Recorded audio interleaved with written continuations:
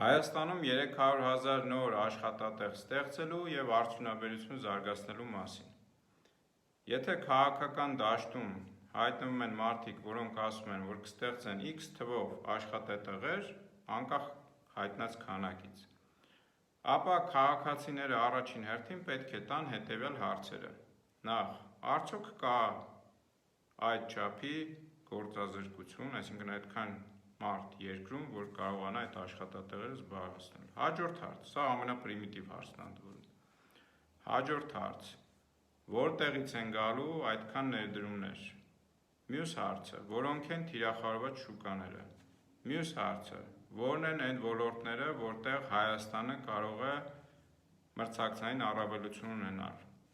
Մյուսը, հաշվի առնելով, որ հարևանների մոտ օրինակ էներգիան ավելի էժան է եւ հետեւաբար նույն Թուրքիա, Ադրբեջան կամ Իրանում ինչ էլ որ սկսես արտադրել, ավելի էժան է լինելու։ Մեր մրցակցային առավելություն կարելի է, չգիտեմ, ռուսական շուկա դիտարկել։ Ռուսական շուկան է պայմանական։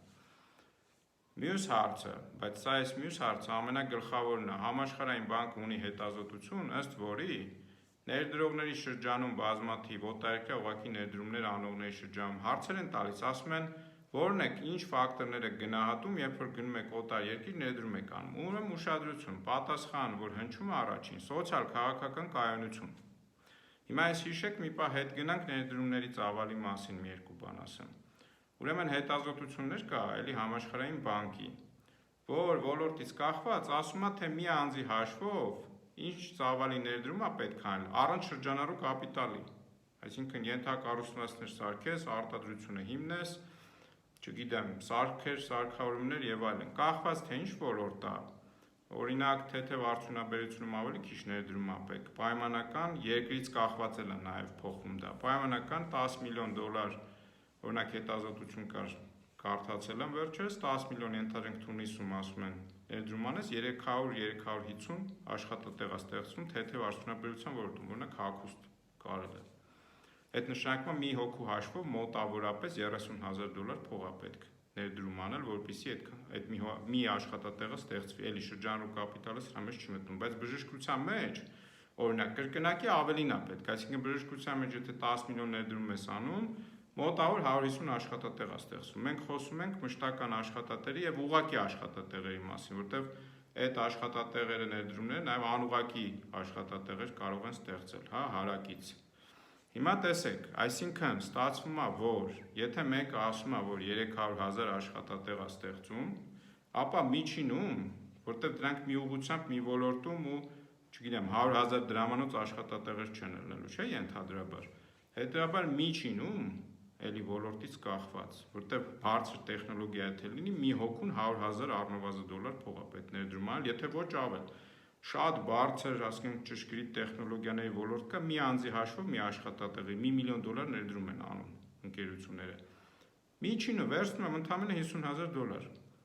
300,000-ի բազմապատկեք, տեսեք ինչ ահռելի թիվ անում։ Այսինքն մոտավորապես 300,000 աշխատատեղ 5 տարվա մեջ ստեղծելու մասին, կոնկրետ առաջարկի մասին։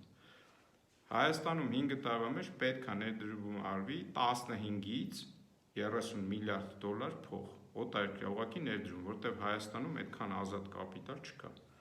Հարց, որտեղից այդ փողը ովքեր են դնելու այն պայմաններում,